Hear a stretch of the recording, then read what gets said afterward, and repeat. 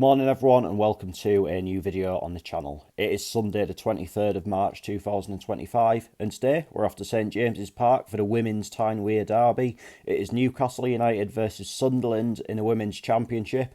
It is a record turnout expected for the second tier game in the women's football pyramid. The Carabao Cup, which of course the men's team won this time last week, is going to be on display, and of course the Geordies always like to get the better of the Mackhams and vice versa, so it's got all the ingredients for a cracking day. Let's get into this.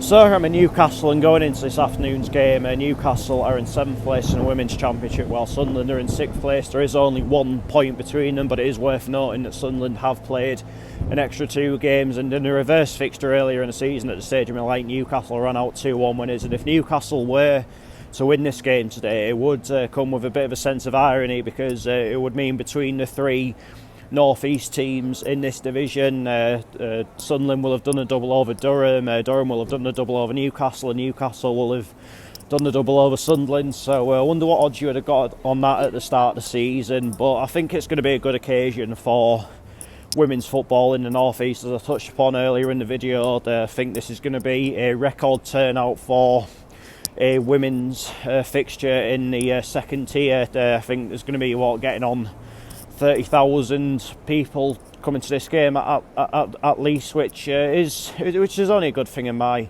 personal opinion. Of course, it does mean that the game is growing, and even in a fixture like this where it's a local derby and that sort of thing, there's no way in hell that would have happened maybe 6 or 7 years ago. So I'm kind of all for it, and I think the fact that the Carabao Cup is being paraded this afternoon, I think it's kind of added a little bit of extra spice to the game, because I think there's a lot of Newcastle fans aren't particularly happy that the Carabao Cup's first public appearance is going to be at a women's game when of course the men's team won it. Then you've got Sunderland fans saying that they're only doing it because they're playing against Sunderland, so it's added a bit of extra natural spice, and I'm interested to see what the atmosphere is going to be like at this game this afternoon, because generally the atmosphere at women's games tends to be a little bit more sort of family friendly and family orientated, but it is Newcastle against Sunderland. It does speak for itself.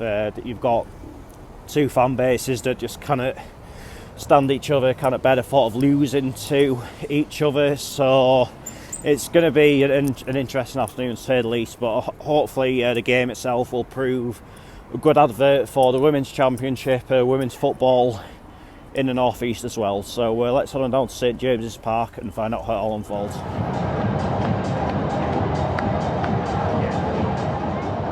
So Newcastle are out warming up, of course going to be in a black and white stripe this afternoon. I do not know where Sunderland are, but if there is sign live for them, of course we'll come back, but if not, I'll see you when the players come out of the tunnel and ready to start the match.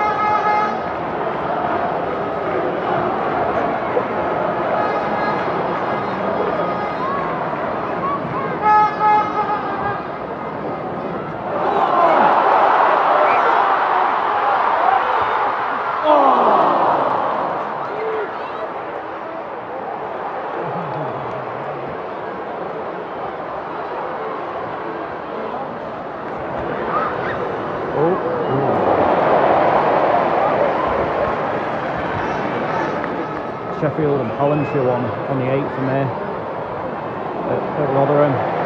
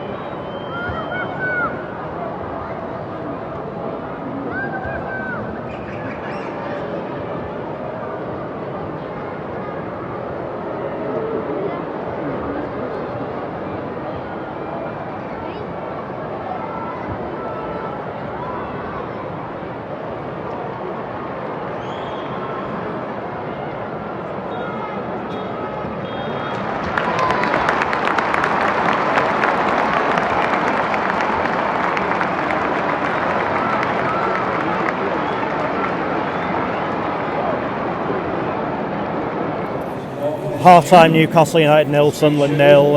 In the first few minutes of the game, it looked as though it was going to be quite open, plenty of chances either way, but as it's gone on, the two sides have started to cancel each other out quite a lot, it has to be said. Hasn't really been much to get you off your feet. I think in terms of the overall balance of the game, Newcastle have had most of the play, but just not really been able to make it count just yet. Sunderland haven't really done a great deal, but the fact of the matter is they are still in the game, and it is still there to be won by either side. And you do imagine if Sunderland do get that opening goal, then they may well batten down the hatches, and it could be quite difficult for Newcastle to break them down. But as a spectator, it's not exactly a classic, and it just kind of sums up my month, doesn't it? Gates are the crap, and the games I'm going to as a neutral aren't exactly setting the world alight either. So anyway, on to the second half.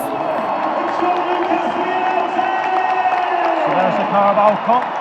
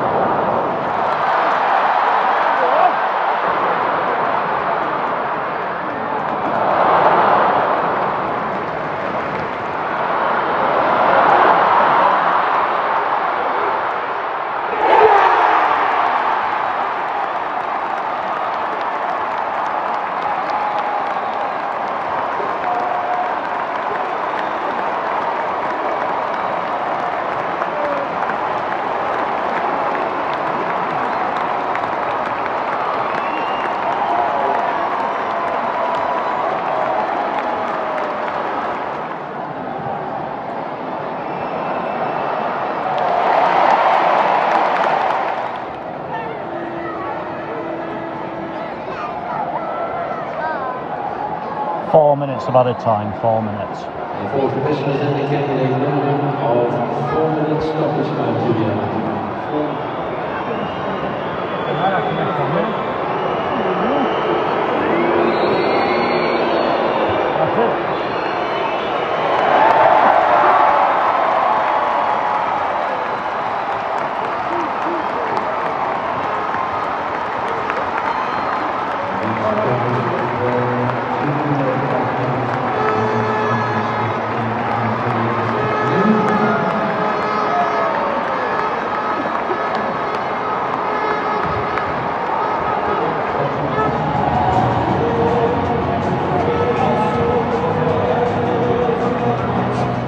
Full-time Newcastle United 1, Sunderland 0. I think over the balance of play, Newcastle did do enough to justify winning the game, but all in all, it wasn't a good game of football at all, was it? I think at times it was just a little bit too slow, a bit too ran down in midfield for large parts.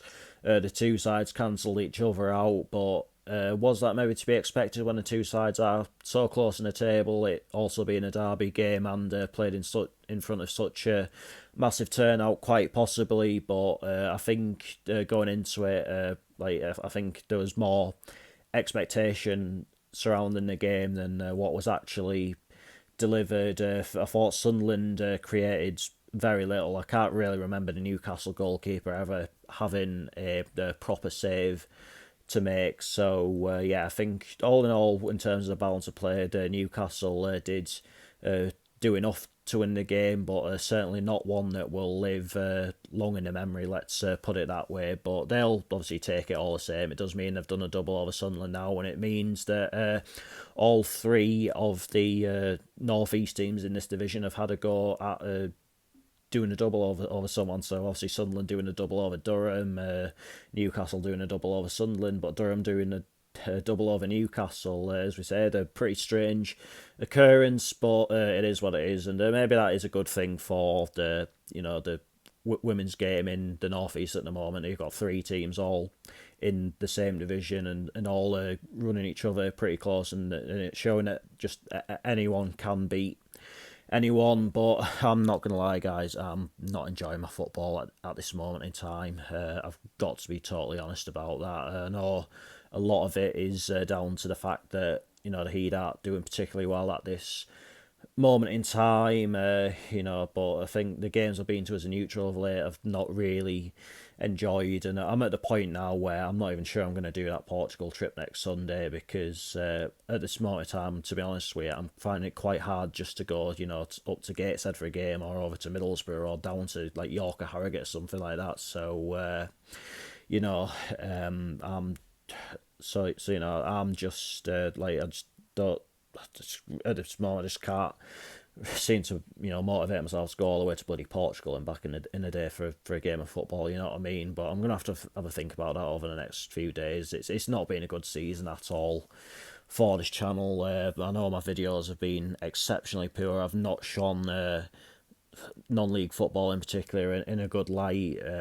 It's just not enjoyable at the moment, I'm not going to lie. But that is that for this video, and I'll be back on Tuesday night with Harrogate Railway Athletic versus Club Fawn Colliery, so something a little bit different. But until then, take care, cheers for watching, see you later.